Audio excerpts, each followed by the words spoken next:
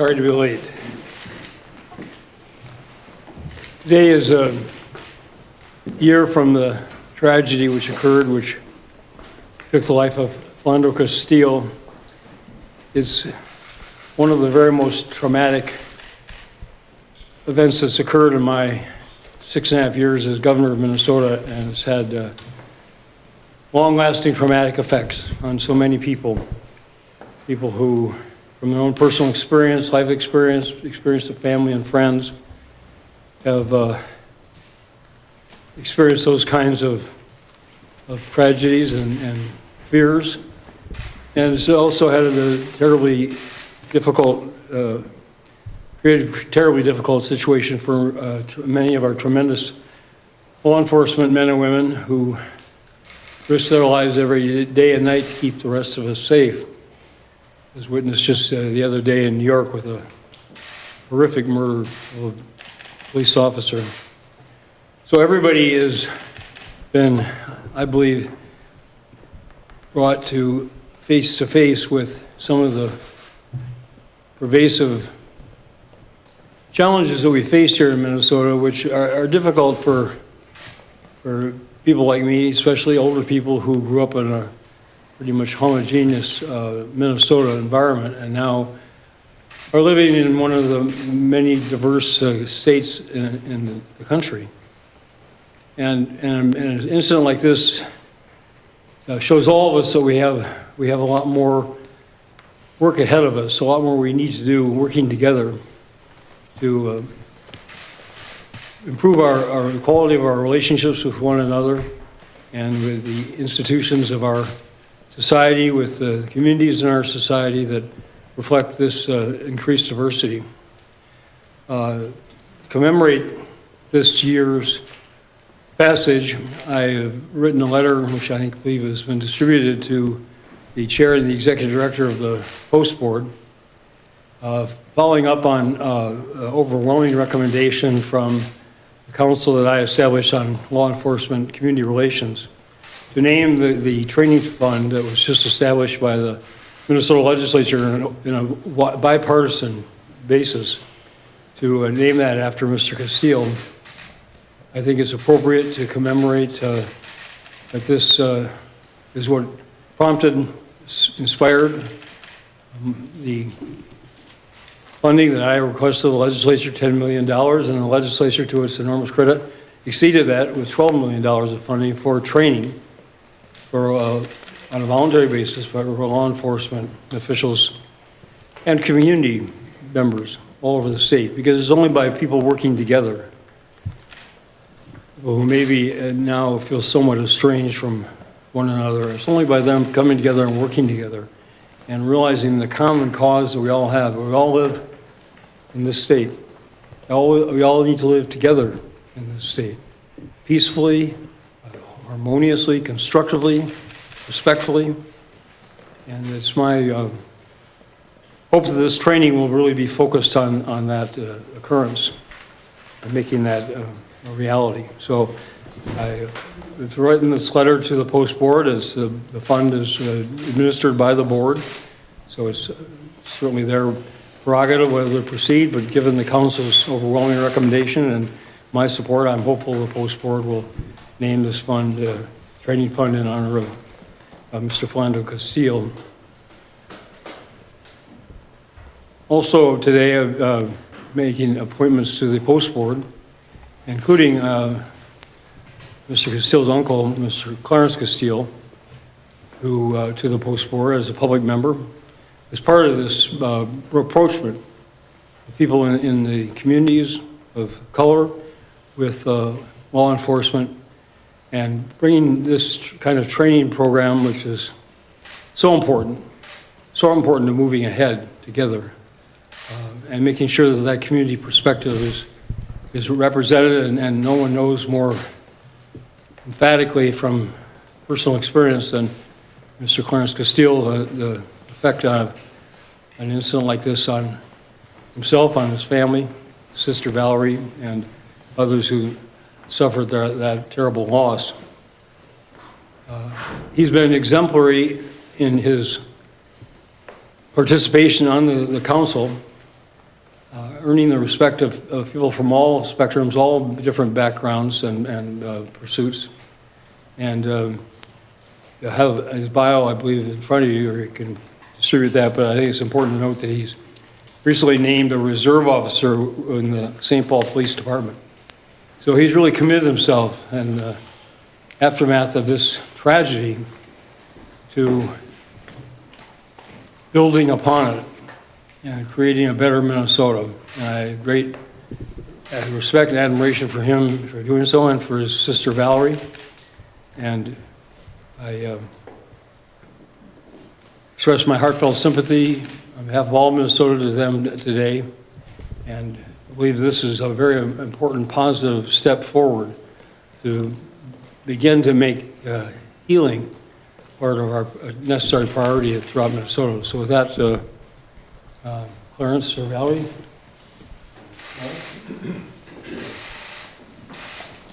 Good morning, everyone. Today marks the first year without my son. I want to thank the governor and the post board and everyone that was involved in making this decision to name the bill after my son. He deserves it. And it's to the point where we need this bill. We need this extra training for our police officers, because at the end of the day, everyone wants to go home. The police wants to go home, and the civilian wants to go home. And if we can combine our minds and work together as human beings, then that will happen. We have to learn how to communicate better with one another. We're supposed to be the most intelligent species on the planet, but look what we do to one another. We're worse off than some animals, that just go around and prey on people and kill each other. And I think this bill would be very, very helpful in our relationship with one another, with the police. The police, we need them, because the world would be chaotic if we didn't have the police. Don't get me wrong. I love having the police to protect and serve us. But when it comes to the point where there's miscommunication and it turned out the way it turned out with my son, it's unacceptable. And I think with the proper training and being able to have a dialogue with a person, that you can come to a resolution where everybody goes home. This is not about my son anymore. I said that from the very beginning. This is about the next generation of children, our future leaders. They need to be protected as well. And with the help of the police, we can grow into a wonderful civilization. And I just feel at this point, so many things have gone wrong and gone bad. We're not evolving as a civilization, we're devolving. I mean, it's gotten to the point, my son was a very loving, caring, and honest person. He was honest with the officer, but he still ended up being killed. And I don't understand how that went wrong. And I think that the training would also be effective in that area. And we as parents, we have a certain amount of accountability as well. We have to teach our children better. Also, it's not just about the police, it's us as a community and being human beings. And I just want to thank the governor and everyone that made that leap and put my son's name on that bill, because, like I said, he deserved it. And I just love all you guys, and we need to treat each other better. We need to love more instead of hate. This world is so filled with hate these days that it's just, I don't understand it, but I just feel like we should love one another more and get to know each other. Get out of your police car, walk around, get to know the people. Don't make such snap judgments, because everyone's not a bad person. But with that training bill, that will help. Thank you very much. Good morning, everyone. First of all, I'd like to thank Governor Dayton for doing what he did and starting the Council of Law Enforcement and Community Relations.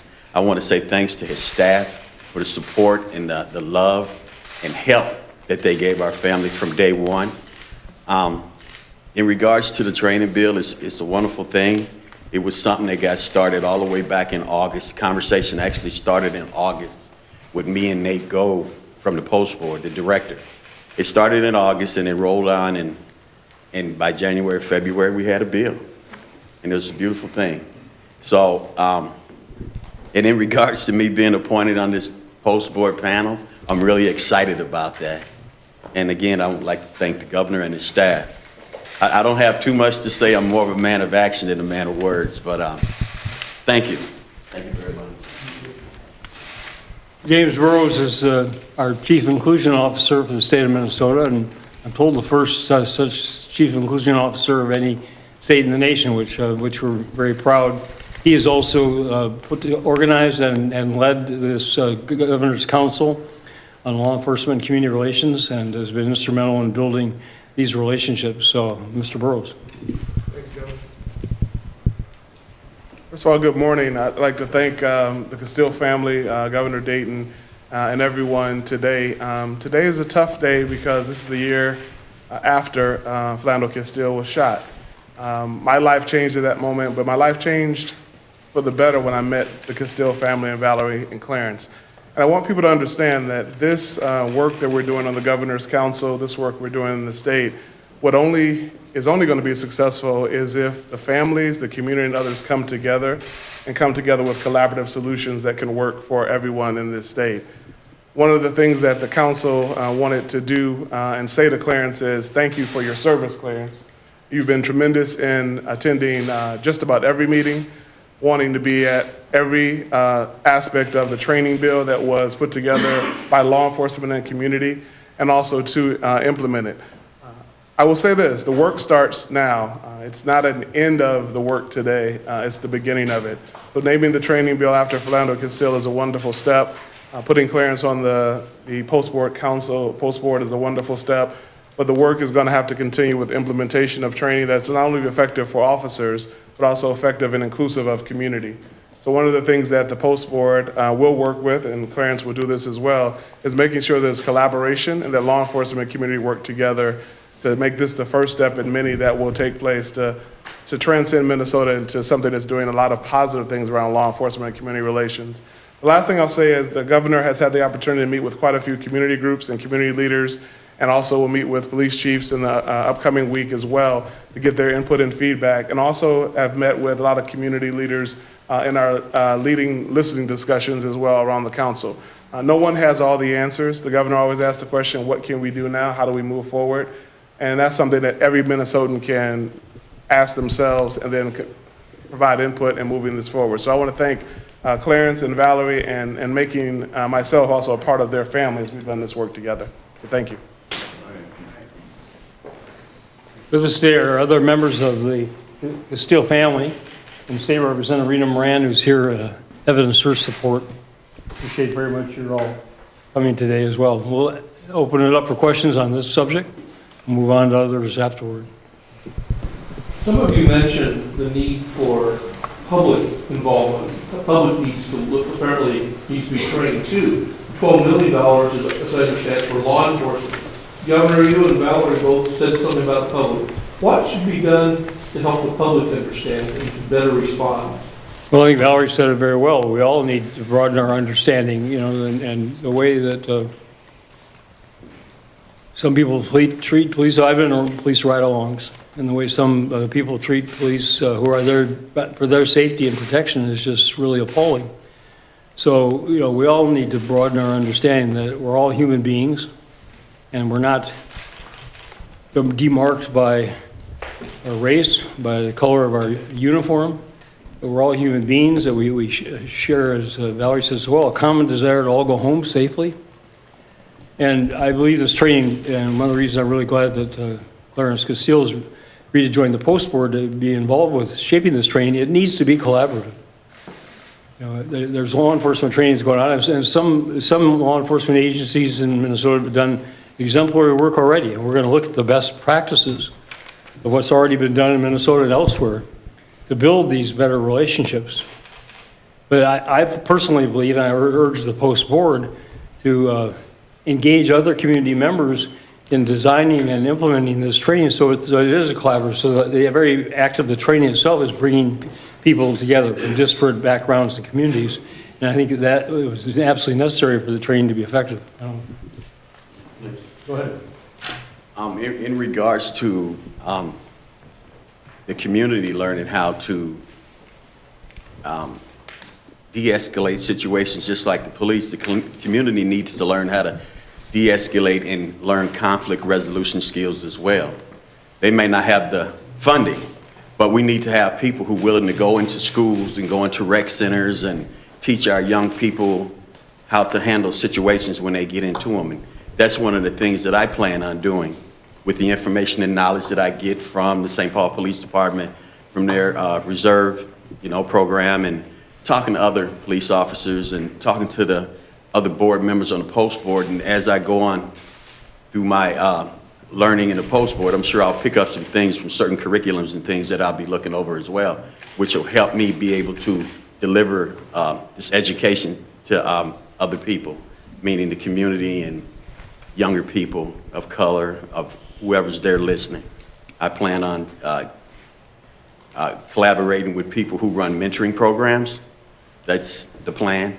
And I've already started making contact and things of that nature. So that's what I have to say in regards to your question. Is there a state role in doing this public training, if you will? No, this is just something that I'm volunteering to do on my own time, because I think it's important that we understand how to not get goaded into a situation or let something build you up and have a situation. I mean, we want these kids and younger people to have skills, how not to get into a situation. Can you say more about how this came about? Does the police department approach you, or is this something you set forward? It's something, well, with the reserve, it was something I started back in 2015, actually. And the background check and all that stuff just like took forever, and before you know it, this thing happened with my nephew, so it all got put on the back burner at that point. And some ways, months afterwards, it came back up, and I decided to go ahead and follow through on it. I mean, it was time. It was time. Mr. Castile, and now as a member of the post board, but you have obviously solid connections in the community as well. Where are the areas that need improvement in peace officer standards and training? You're in a position now to influence, and where do you see the areas that need to be changed? Well, basically in racial equities and learning cultural backgrounds, learn some cultural proficiencies, and de-escalation skills need to be enhanced. I mean, in the situation that our family was tossed in with my nephew, things went so fast. And, they say that when there's a police-involved shooting, it usually happens within 2 minutes of an encounter. And in Philando's situation, he was shot and killed within, 74 seconds? So, I mean, it's all about being able to use those resources that you're trained in, those training skills, along with common sense. Be able to look at a situation and more or less see what's going on before you act. So hopefully, the training will just help our police officers and peace officers be better at what they do. Slow down, to the speed of life and just see what's going on before they start acting. And I'm sure most of them do that. Other questions? Yeah, follow-up, Governor. 1 year ago, you said that you didn't think Philando Castile would have been shot if he were white. Given everything that's transpired since, do you still feel that way? I think the evidence is emphatically clear that he was identified by the officer because of the color of his skin, and according to the officer's own recorded words, that resembled another alleged offender from a previous incident. So yes, I stand absolutely by that. Now, that doesn't mean Minnesota police officers are racist. It doesn't mean that everybody is involved in racial profiling. It means in this particular instance, that's what precipitated the encounter, which, as Mr. Castile just said, rapidly escalated way beyond whatever should have occurred with somebody being pulled over for a broken taillight. So I've been accused of casting aspersions on all of Minnesota law enforcement because of my own opinion, my own judgment of this one particular incident, which is, I think, just not valid extrapolation. I have utmost respect for, as I say, the overwhelming 99.9% of law enforcement officers in Minnesota who engage with community members under all sorts of situations. I've been on police ride-alongs and follow along behind police as they're going around the corner into a dark alley and wondered what's around that corner waiting for them. I mean, it takes, frankly, more courage than I have. So, but it also means they got to be able to operate in those situations with the utmost restraint, and that's where this training is so vitally important. So, long-winded way of saying I stand by what I said before. Governor, what do you think of the letter that the judge sent to jurors supporting him? Certainly his prerogative.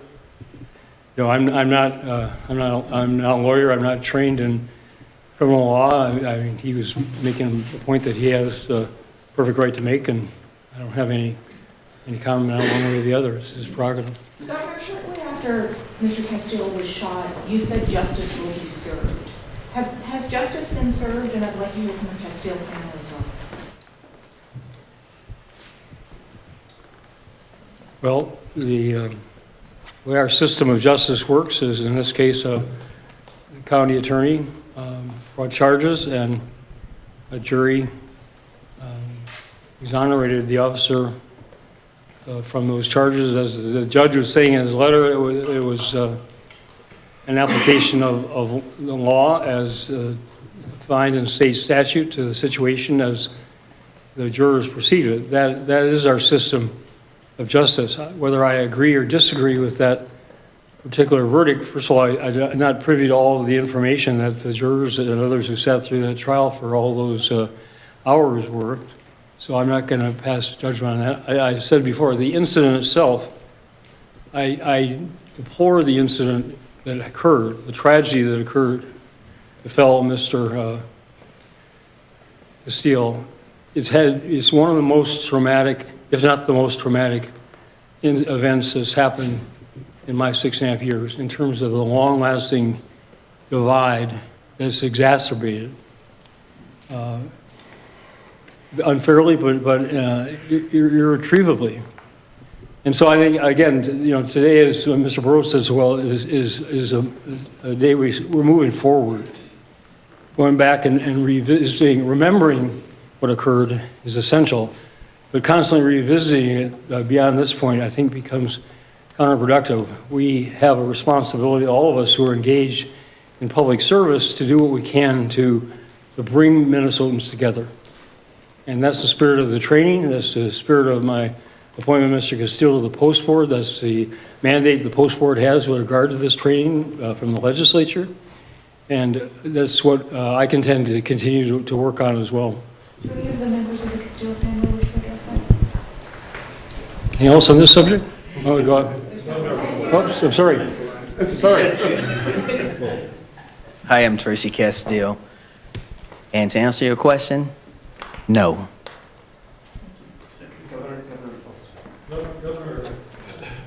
And to answer your question, no. Was the judicial system followed? Yes. Everyone has their own opinion, and I can throw the question back at you. Do you think justice was served? Thank you. Governor, I just have a quick question. In terms of the funds that will be allocated for officers that are patrolling diverse communities, has it been discussed yet how will the training differ from an officer that's maybe patrolling a predominantly white community? The training is, by the action of the legislature, assigned to be administered by the Post Board. And so the training itself has not yet been even really conceptualized or designed. I mean, those will be some of the important issues they'll need to address. Again, my hope is that they will proceed with an inclusive way. And we have very diverse communities, very different. Some communities, predominantly people of color, some predominantly people who are white.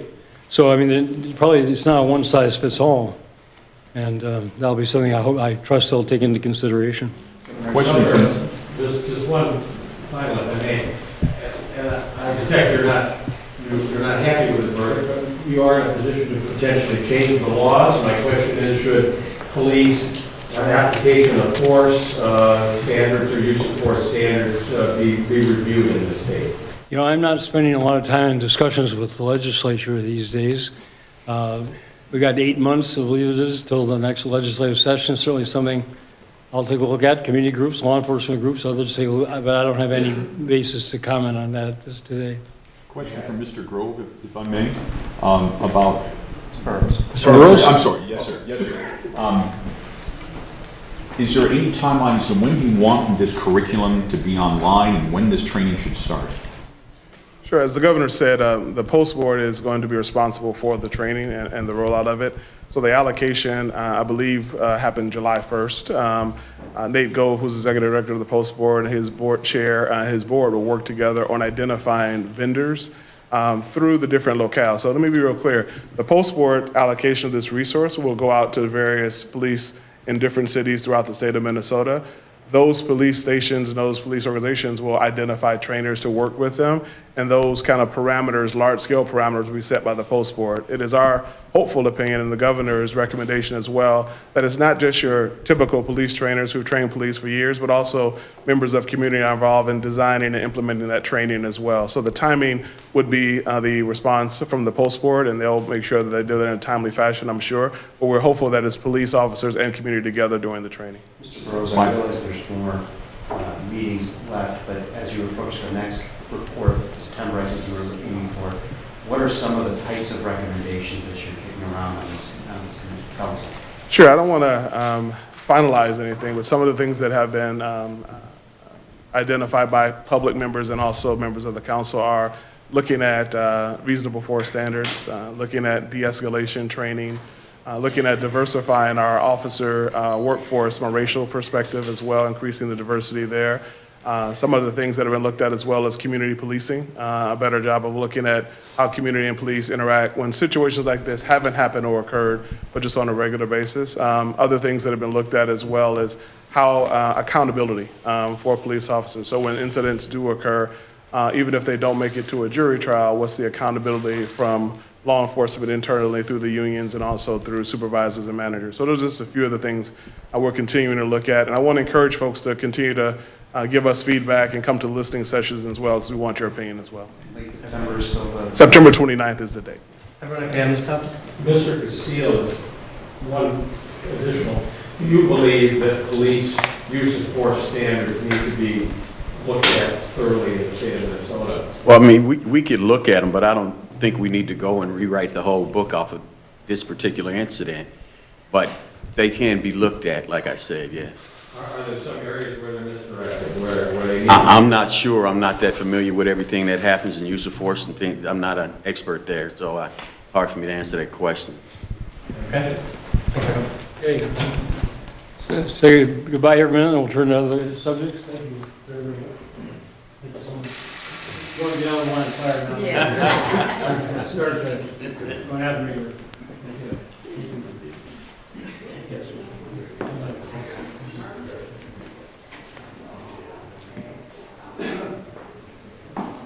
Governor, Speaker Dowd,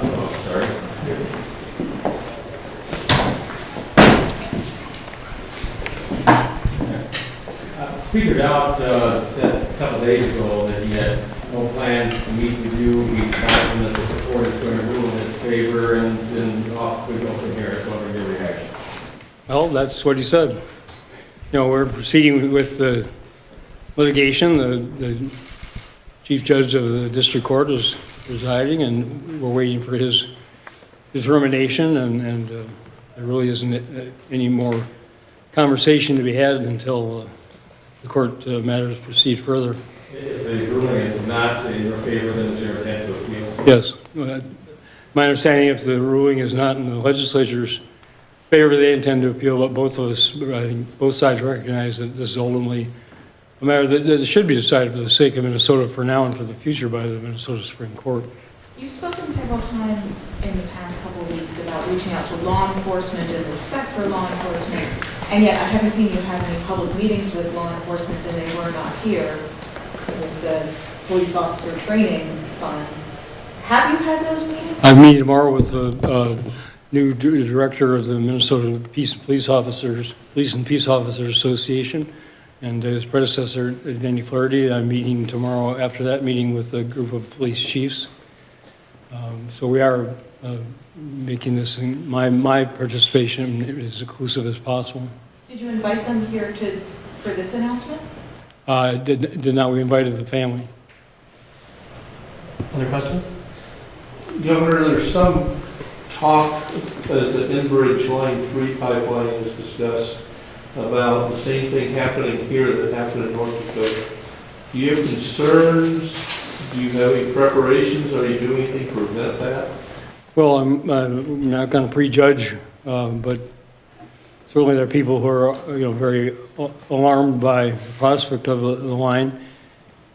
One of the reasons that the Department of Commerce has had, how many, 21 different outreach meetings in every county around the state where the line might possibly go through, to engage community and give them a chance to express their concerns. We have a elaborate process established by law involving the Public Utilities Commission. They've done a determination of need. They're going to select a route. They're going to have public comments on that, the public hearings on that. There'll be various other actions probably will be taken, litigation or otherwise.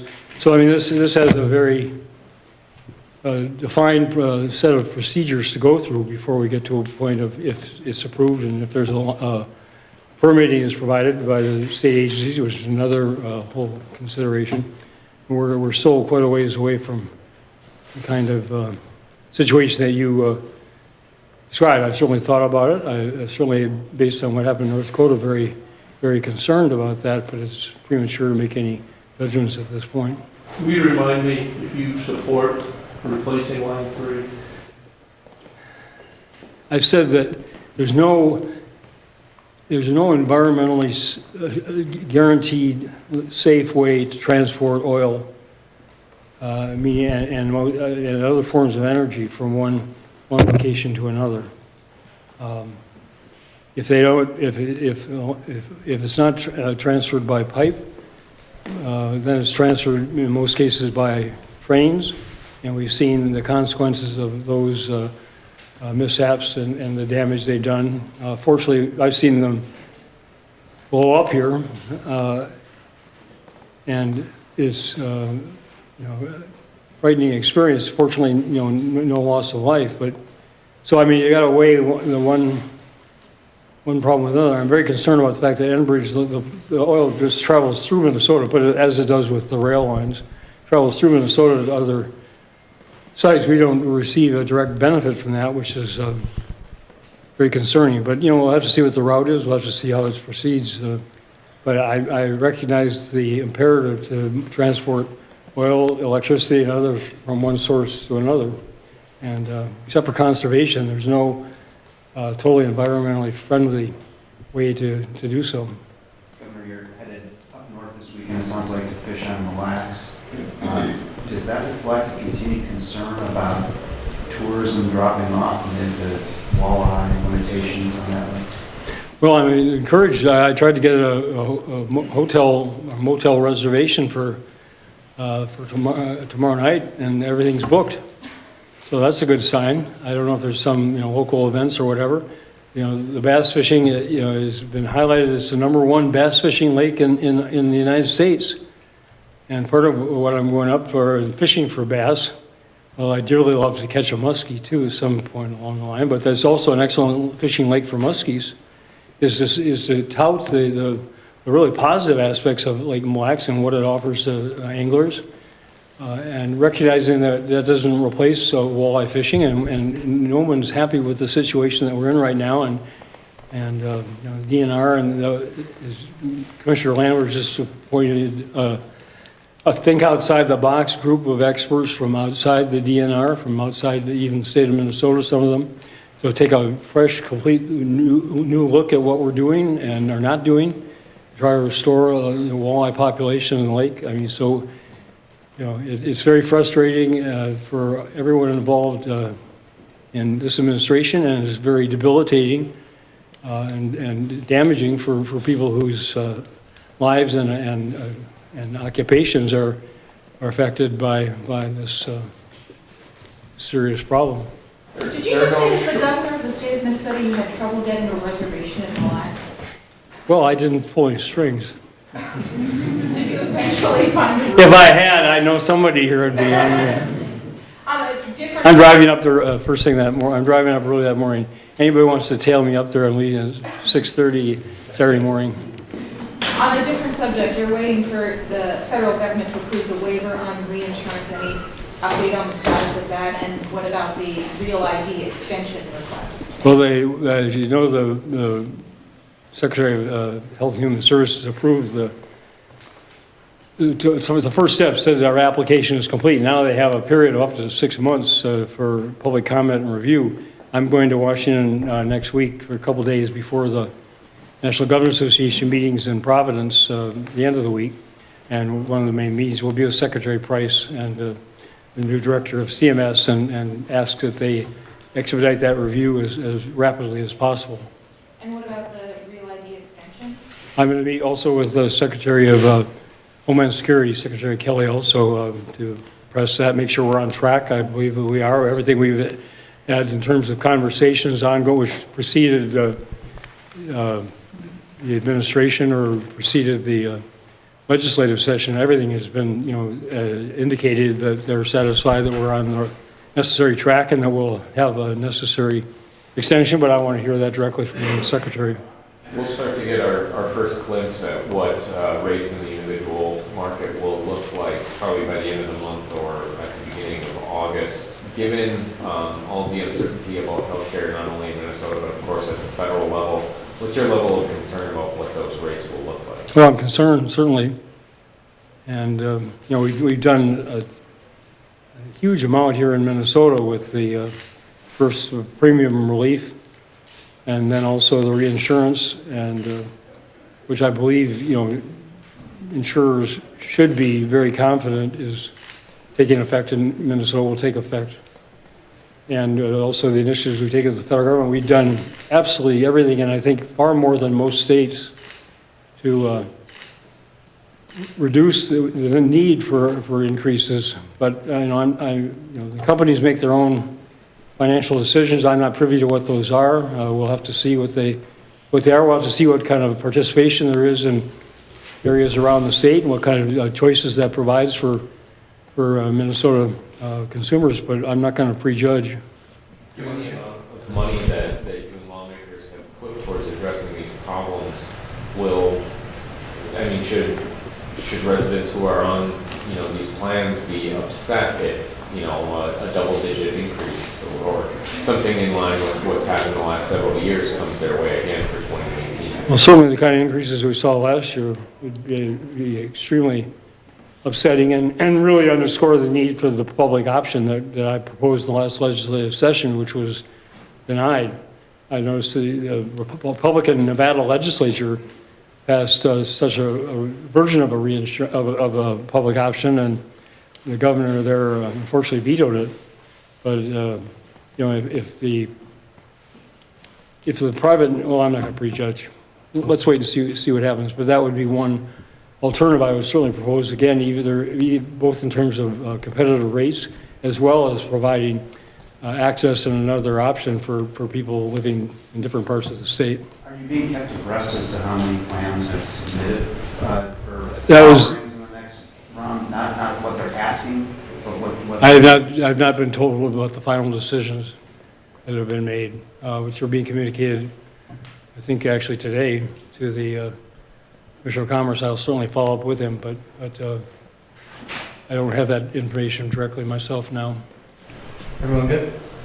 Okay. Thank you. See you 9 o'clock on Mille Lacs.